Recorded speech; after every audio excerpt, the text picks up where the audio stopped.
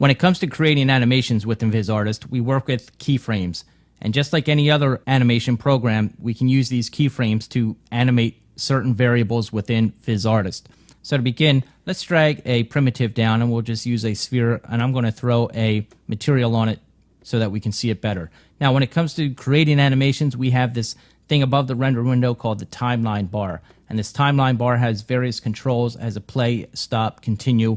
It has a timeline number which we can adjust here, and this represents our seconds or frames or fields. This number is actually in fields right here. And we also have this number far to the right.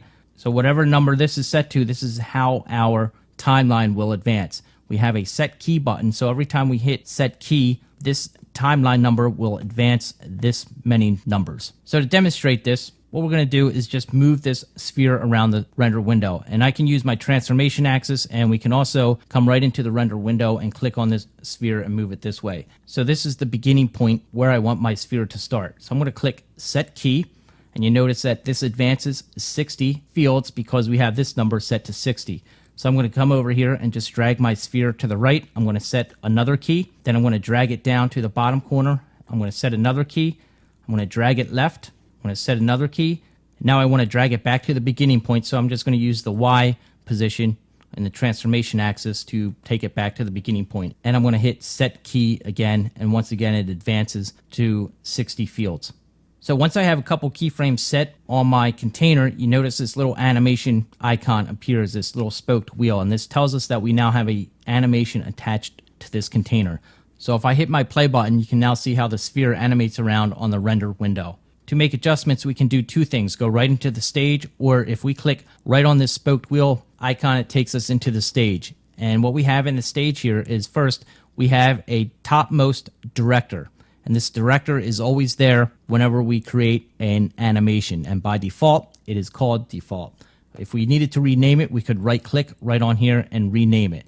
A director just holds animations, and it gives us a way to organize and group different animations. Below in the director, it says sphere. So this tells us exactly what container this animation is attached to. Our container name is sphere, and it says sphere up here. If we change the name to anything here, it's going to reflect it up in the director as well. Below the sphere too, it tells us what is animating. So it tells us that the position is now animating.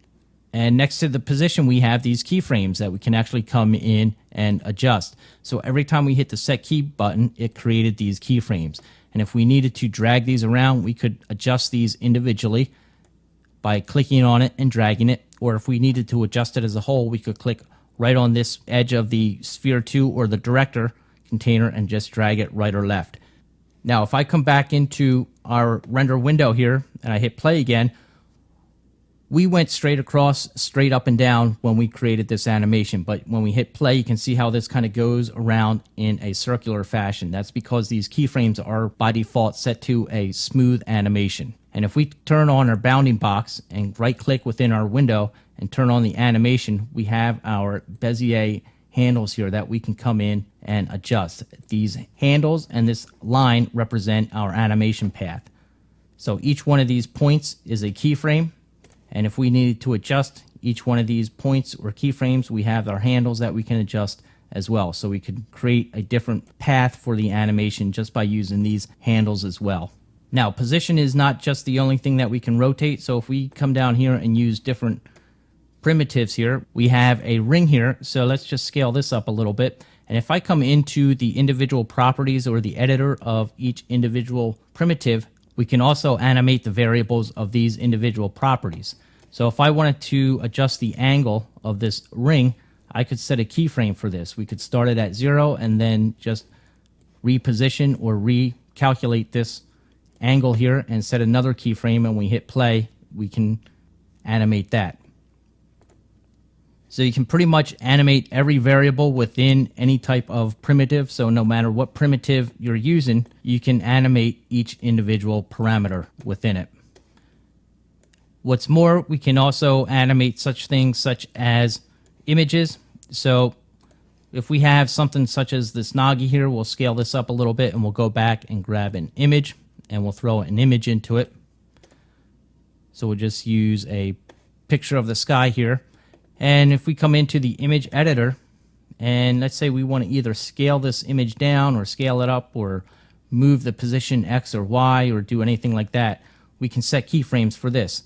So I'll rewind my timeline and we'll start this position at 0 and maybe the scaling at 1. So we're going to set a keyframe there and we'll just scale this down a little bit and move it as well, and we'll click on it. Now it creates an animation icon, so if we click on this, it takes us into the stage, and within the stage it tells us what container is animating. It says Nagi, and then within the Nagi it tells us that this is a texture animation, and we animated the position X, the scaling X, and the scaling Y.